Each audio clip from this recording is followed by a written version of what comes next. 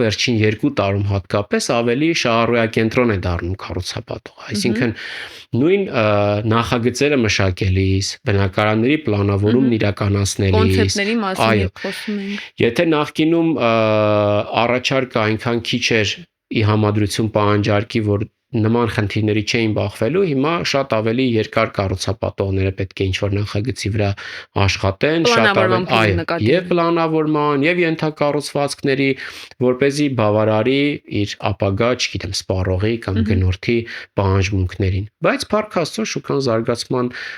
process-ում է եւ պետք է տխրեցնենք մեր այն հետևորդներին, ովքեր որ այս արդեն երկրորդ տարին է հավանաբար սպասում են ինչ-որ գնային անկումների կամ ինչ-որ ձախողումների, դրանից հետո իրենց գնումը իրականացնելու համար, լրիվ հակառակ պատկերը ունենք մենք 2025 թվականից ցած եւ լավ է, որ դա